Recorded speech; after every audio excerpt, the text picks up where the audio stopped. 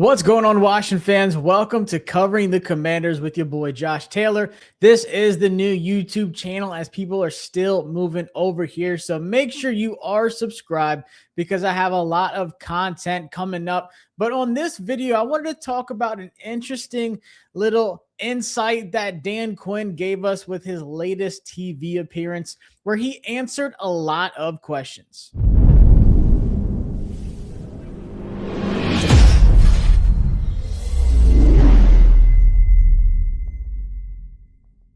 Like I said, welcome to Covering the Commanders. And guys, I am stoked that rookie minicamp kicks off later on this week, and we officially start things off with a new team. A lot of changes on this roster, which means that there were a lot of questions and a lot of unknown. But man, I tell you what, when Dan Quinn speaks, he sometimes, throws a little word salad in there and doesn't say too much. But there was something about his appearance on the Rich Eisen Show that really caught my attention, where he talked about this draft class. He talked about Jayden Daniels. He talked about some free agents out there. He really opened up the book and spoke freely. Talked about the new defensive scheme with Durante Jones. Talked about Katron Allen and what he could look like in this offense. So I am beyond excited to talk about this. And of course, I did an article on my Substack regarding just the sit down that Dan Quinn had. So that's where I'm going to go through all my notes. So not only subscribe to the YouTube channel, but make sure you head over to Substack and search Covering the Commanders there as well. This is the new brand that I am building up from scratch, which I'm super excited about. And once again, the support has been crazy. It's only been like 2 weeks, and we are almost at 600 subscribers on the new YouTube channel already. So thank y'all from the bottom of my heart, but let's get into it because, like I said, there were a lot of questions that I had, some worries about, but also just a lot of uncertainty. And I think that Dan Quinn really hit things for me, and he started with Sonny Styles. And of course, we know 7th overall pick, there's going to be high expectations. Every first round pick, even with pick 29 last year with Josh Connolly Jr., there's high expectations. But Dan Quinn talked about on draft night that he really didn't know. There was a lot of rumors that Sonny Styles could go into the Titans at pick 4, but really they had no idea if Sonny Styles would be on the board for them. But especially one thing he also pointed out was when the Chiefs traded up to get Mansour Delane, he said they didn't know if they were trying to get Sonny Styles are trying to replace Leo Chenal, who's on the Commanders now. And they had no idea. But once they were on the clock, Dan Quinn said that it was an easy pick. And something that's come out a lot since Sonny Styles has been picked is just how much belief that this team and the coaching staff, the front office, everyone has in Sonny Styles. Quinn said that Styles really solidified himself on the visit in Washington, and they could just tell how much he loved the game. And even like Albert Breer had an article that came out where he said that, Washington sat down with a lot of Ohio State players. It's like 11 players from Ohio State, and every single one of them, except for Sonny Styles, of course, mentioned Sonny Styles and his leadership and how he's the one player that they would love to play with in the NFL and that they would love to bring with them on defense or offense. And because I mean, you get that block 0 at Ohio State for a reason. Like, he was the green dot guy. He was the leader. It wasn't Caleb Downs. It wasn't Arvell Reese. Sonny Styles was that captain on the team. But also he talked about, Rich Eisen asked him about the scouting combine. And he said, look, the size, the speed, the length stood out from the coaching staff, and that he's not an every year player. So what he means by that is pretty much like, he is a unicorn. Like, you don't see this kind of player come across, in an NFL draft that often. Somebody not only at his position, but someone just that athletically gifted, like 6'5", 244, almost 245. Someone that can fly around like that, a converted safety that has that coverage ability. You don't see that often. He had a 9.99 relative athletic score and just showed you. I mean, his vertical, his 40 time, everything that he did at the combine stood out. And there was a lot of talk about him, especially after that combine. But the one thing that Quinn said about it was, it's one thing to, have those traits, but the development and the potential that he has, that has Dan Quinn excited to coach him up and bring the best out of him. So I think the sky is the limit. I mean, we saw the jump from Sonny Styles in 2024, his first year at linebacker, to 2025, had like double-digit missed tackles and only missed 2 last year, which didn't happen until the Miami game in the playoffs, and was just an elite defender all around. Like you just saw a drastic improvement. That's what he did in 1 year. Imagine what he can do now that he's in the NFL. He's going to get that NFL coaching. He's got another year, another off season, learning a new defense, but I think it's a defense that fits him perfectly. And that's what Quinn said too. Look, he said this defensive scheme will fit Sonny Styles with a lot of zone coverages. So that's one thing he said. They're going to run a lot of zone, which is pretty much what I've expected with Durante Jones bringing over that Minnesota Vikings defense. I think it's going to be nearly identical to what we saw with Minnesota. But they're not going to just say, hey, Styles, do what you do, play the spy and kind of just hover around that middle of the field. They said Styles will have the vision at the quarterback still. That's not going to change. But they do plan on blitzing him more often than he was used at Ohio State. You hear about Arvell Reese and how he's blitzing. They're bringing corner blitzes. Even Caleb Downs blitzed a little bit. Arvell Reese was like that linebacker that was going over to the edge and really more of that pass rushing linebacker. They said, look, we think Sonny Styles can blitz too, and we're going to let him. So you just have to imagine what that defense is going to look like with Frankie Louvu, Sonny Styles, and Leo Chenal, one of the most athletic units in the NFL at linebacker, to be honest with you. All 3 of them can blitz. All 3 of them can stop the run, and all 3 of them can play coverage. I think Frankie Louvu is going to take a big step forward once again after a disappointing year last year. But I just don't think he was used correctly at all. But the coaching staff plans on using him the same way that he thrived at Ohio State, but they want to push him and use him every way possible. He's not going to just play one linebacker role. He is going to be all over the field, which is what makes Durante Jones's defense so good. And what I'm so excited about, having that Brian Flores defense, you just see so many different looks. You could have 3 linebackers on the field, but one of them is going to be coming off the edge. One of them is going to be dropping. Like you have no idea who is about to do what. I am stoked to see offenses struggle and try to figure out what the heck are they doing. We have defensive tackles, pulling across. We have them,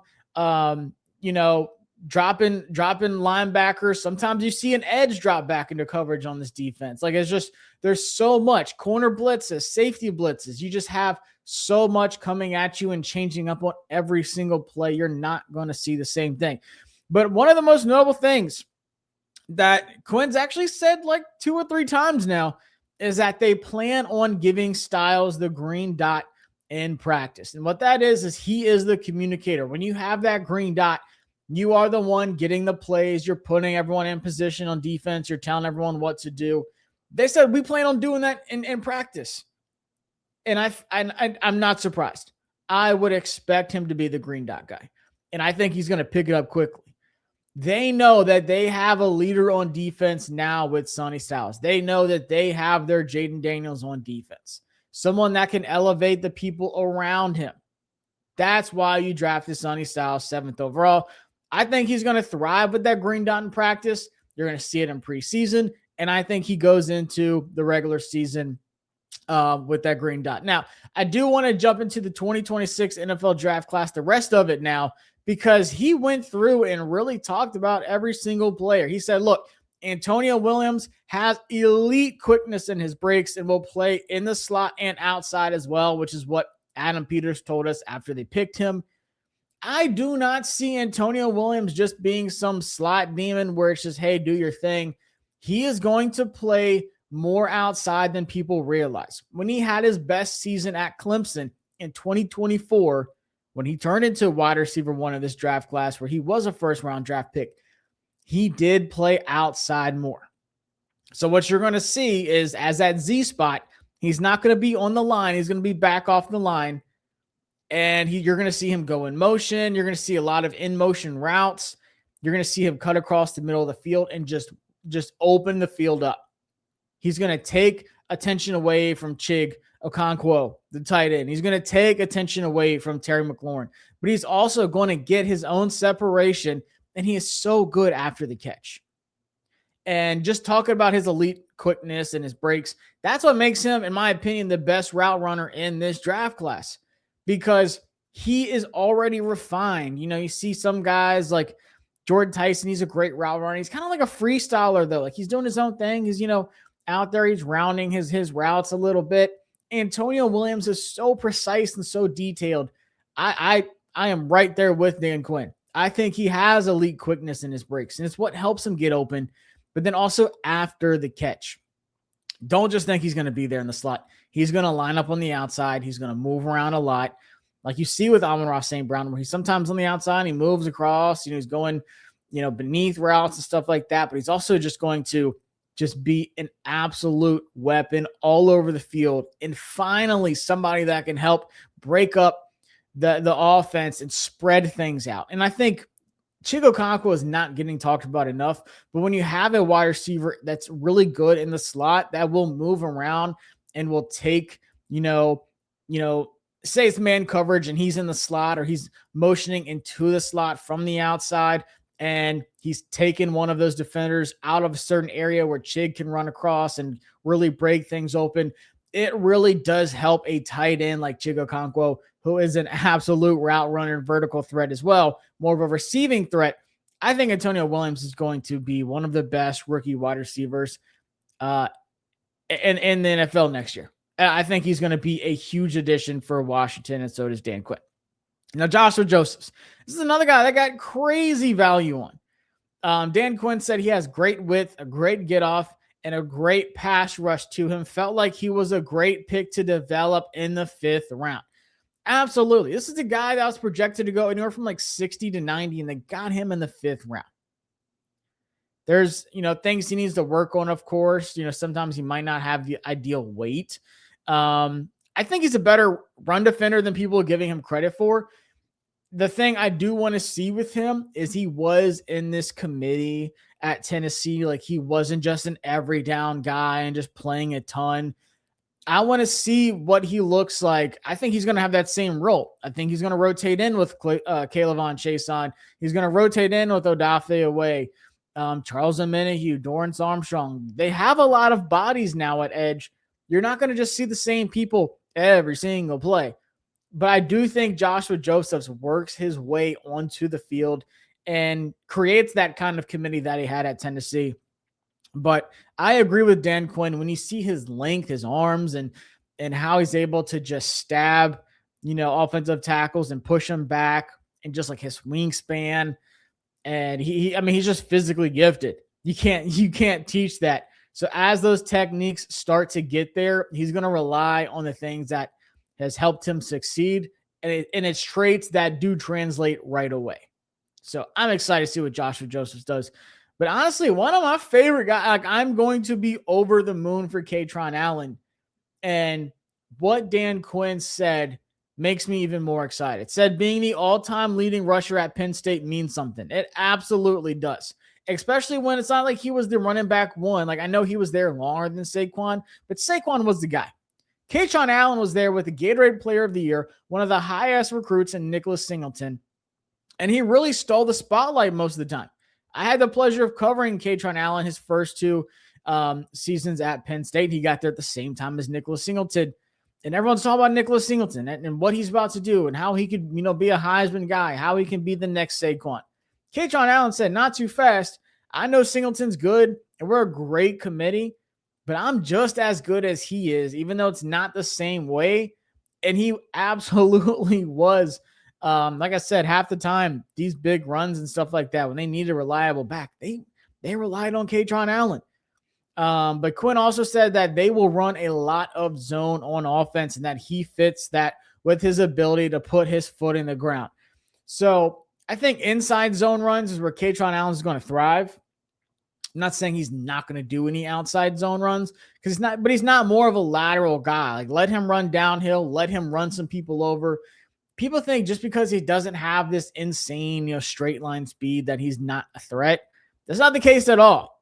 He's still a home run threat. It's just in a different way. He has a fast playing speed, but that's different than straight line speed.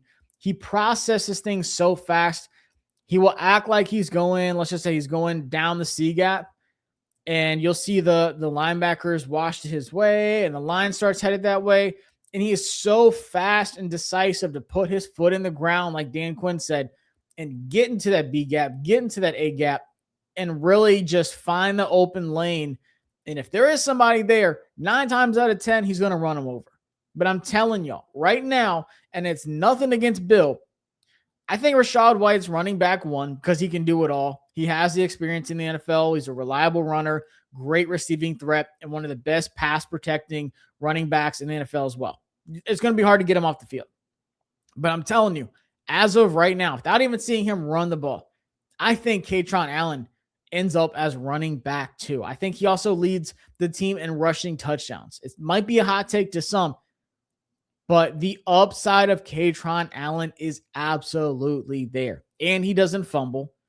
I would love to see him in pass protection a little bit more. I would love to see him a little bit more in the receiving game. But I'm telling you, goal line carries are going to Kaytron Allen. And you're going to see that celebration where he kicks the door down more times than you think. Super excited. And I think he definitely fits that inside zone offense that David Blau wants to run. A lot of people saying like, oh, he could be the David Montgomery of the, like the Detroit Lions have with Gibbs and Montgomery. I could see that, but I think Allen could be better. Then he also talked about center Matt Golden, said they're going to keep him at center, which I thought was interesting because he has played all over the place. He's played left guard. He's played right guard. But he only started at center for 1 full season last year. Ended up being the second highest graded center in all of FBS. So they're going to keep him there. They want him to really develop at that position. He's going to compete with Nick Allegretti. We'll see how that turns out. But man, said he's tough. He has great strength and he can move off the line of scrimmage. I've been telling y'all, if you don't know David Blau's offense, the one thing you need to know about the offensive line is that you have to move. You have to move. You're going to be moving a lot. It's not just dropping and setting your anchor and, letting the play develop. You're going to be pulling across. You're going to be pulling more than you think, which is why I think they were okay with losing Chris Paul because he's not good in the run game. He is not good in the run game. Great in pass protection. Kind of fits more of, that shotgun offense where Jayden's just dropping back and he's already there and he's, letting it rip or he's running afterwards. If Chris Paul can just set his feet and, pass protect, that's where he's really, really good. But when it comes to the run game where you are, doing outside zone, you're doing inside zone, and you have to move and you have to be able to keep your toughness and your grip and keep that leverage while you're moving, that is where a guy like Chris Paul struggles. So I think that was the biggest thing for me because Matt Golden was one of the guys that I linked to the Commanders a lot before the draft. As one of these athletic guys, him and Jaeger Burden, just these athletic guys that aren't just strong and aren't just, great pass protectors, but they can move off the line of scrimmage. They can knock dudes down. They can create open running lanes. You have to be able to do that. I think Nick Allegretti's pretty good at it. We haven't seen him enough at center. We only really saw one whole game with him at center. So I want to see what more of that looks like. But I know Matt Golden can do it from a center and a guard standpoint. But Quinn said they are going to keep him at center. So we'll see if he can win that as a rookie, or if not, I think he's the long-term answer. But he also mentioned, he didn't say any names, but he said that there are some UDFA signings that they really like. And I said, I do too. There's 3, and I talked about them on one of my videos with the UDFA signings. So if you haven't seen that, check it out because I broke down every single UDFA signing that they had, except for the kicker because he was late. But there's 3 that I think have a legit shot of making the roster, and they all report on May 8th, which is later this week, as this is a Tuesday that I'm recording this on May 5th. But I really like this rookie class. And I think a lot of them can contribute. So I was just glad to see Quinn, answer a lot of questions. Golden staying at center. Kaytron Allen fits a lot of the zone runs that they want to do on offense. We didn't really know a lot of what they're going to do. And they're still going to do some gap runs and, man blocking schemes and stuff like that on offense, but you're going to see a lot of zone runs. I think that's when Kaytron Allen's going to thrive. So a lot of questions were answered, but then Jayden Daniels was talked about, obviously, and Quinn was asked about, what you kind of expect from Jayden Daniels is, disastrous season, has all these injuries. And what I loved is that Quinn said that Jayden Daniels is an elite competitor. And, there was a fuel added to that fire with the disappointing 2025 season. And they're going to stroke that flame. They're not going to say, oh, Jayden, calm down. You're good. Just do your thing. They're going to let him be competitive. They're going to let him have that burn, that competitive drive. And they're expecting a massive season, as am I. And I think with the change of the offensive scheme, that alone is going to help him stay healthy. But also it's going to really help him use his legs in a more balanced, smarter way. But then also he's going to be throwing on the run more, things that we've seen him do at a high level. But then adding, some more weapons on offense, adding Antonio Williams, adding Rashad White, adding Kaytron Allen, fixing up the offensive line a little bit.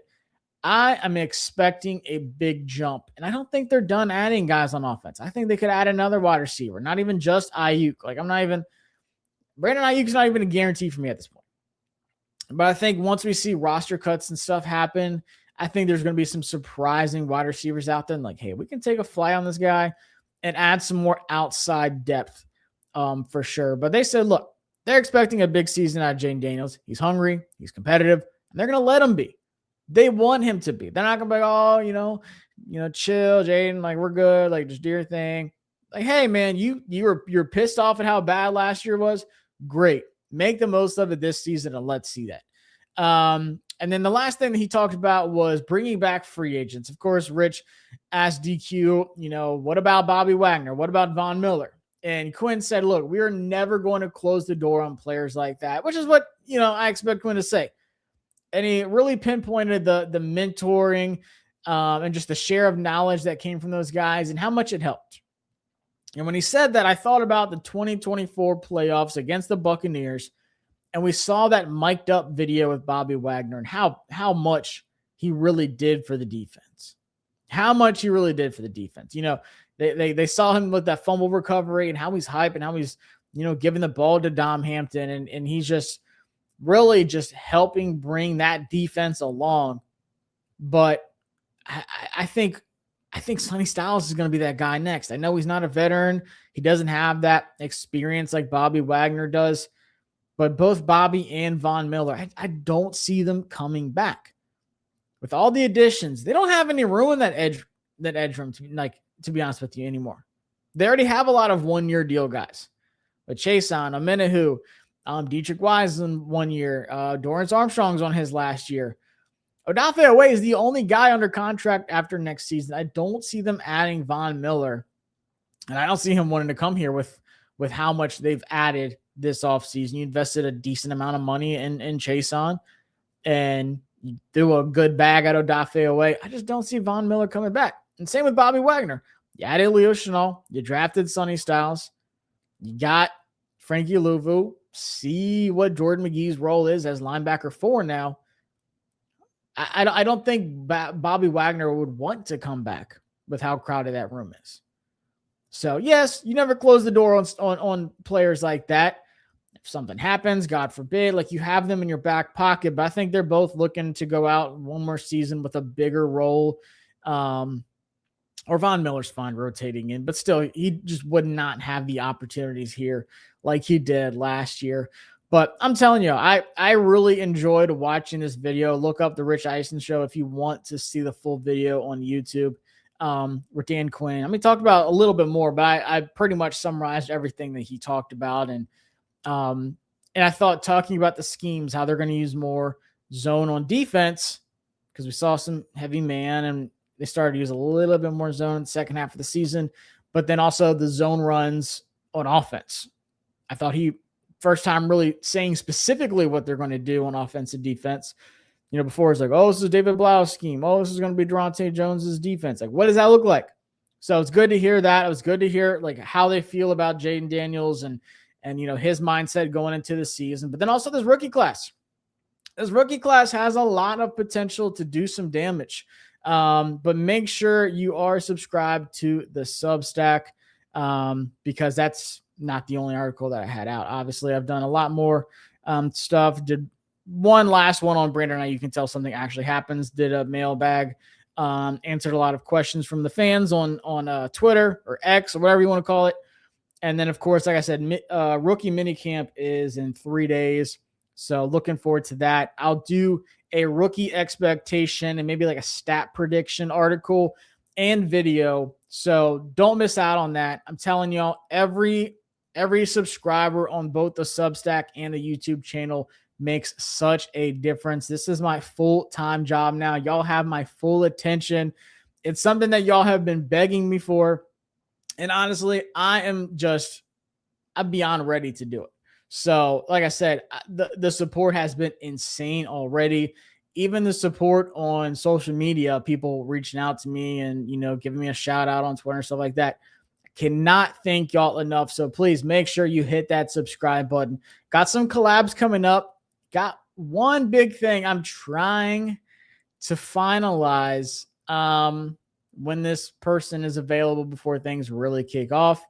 But if that happens, y'all will definitely hear about it very shortly. But I got a lot of big things cooking up. So like I said, make sure you hit subscribe and even turn on that notification bell because you get notified if I go live or if something crazy happens or if, you know, me and Rio chop it up on here. You got to know when the channel's live and when something drops. You don't want to miss out. So I appreciate y'all. And drop in the comments what y'all thought about what Dan Quinn said. Anything that you don't agree with, anything that you're like, hell yeah, I'm right there with him on that. I agree with them. Be sure to let me know. I love watching y'all's comments come in, and now I can actually have the time to respond to them all. So appreciate y'all. Catch you next time here on Covering the Commanders with Josh Taylor. Peace.